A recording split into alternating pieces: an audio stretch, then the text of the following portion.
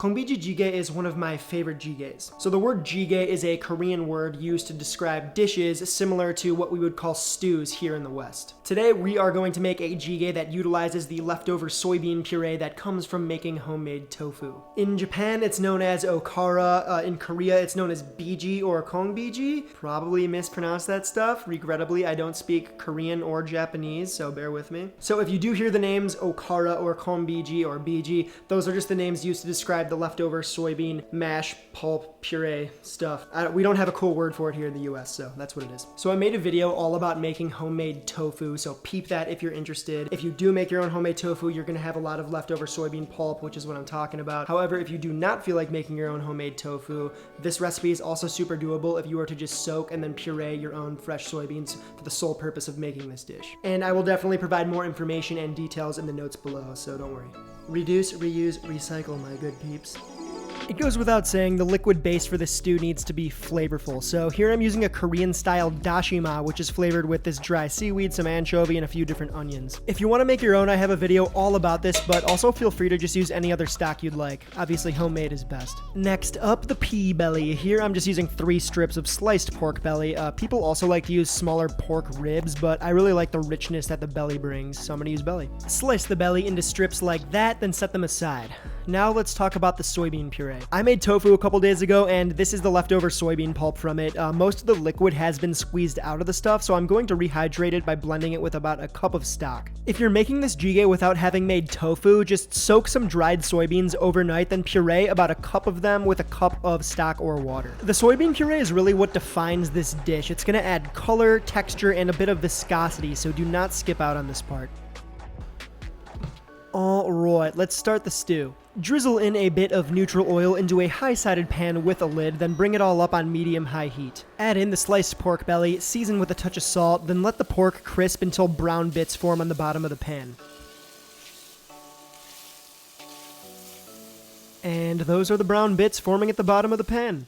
Jiggle in half a julienned medium onion, followed by 3 cloves of garlic and a half-inch knob of ginger, both minced.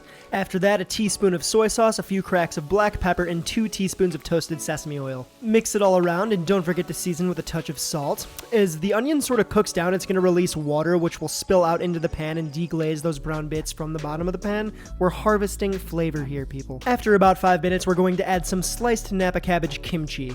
I've done this with radish kimchi too, and it works well, but I do prefer classic cabbage kimchi here.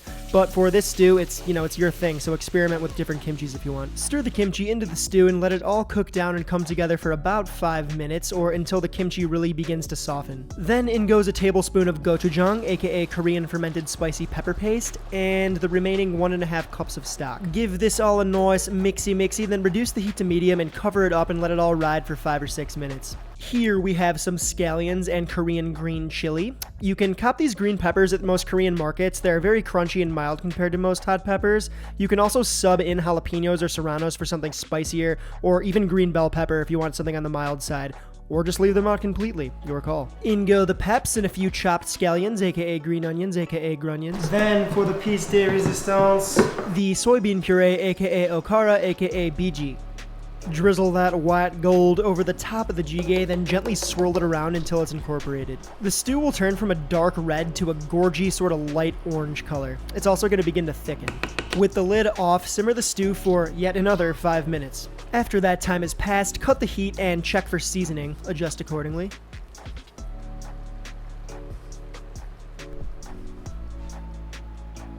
'Tis time to plate herb.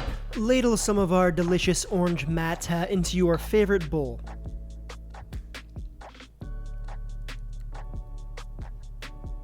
Garnish is optional, but I like to slap some additional scallions, toasted sesame seeds, and gochugaru, aka Korean chili flakes, just over the top.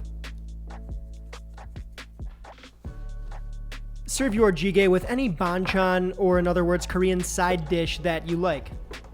I'm serving mine with some soy pickles called jjanggaji, some radish kimchi, and of course a big bowl of white rice. That's a non-negotiable. It's hot, it's creamy, it's spicy, it's everything I want to eat when it's cold outside. So yeah, this one is for sure a good one to know when it's cold outside. So if you are a tofu maker, I hope this video helps you put those scraps to good use. As usual, if you decide to make this dish, tag me on Instagram. If you have any questions, hit me below or on Instagram or anywhere else you can try to get a hold of me. I'd be happy to answer any of your questions. Yeah, I think that's it. Take it east, and I will see all of you guys next week, so deuces.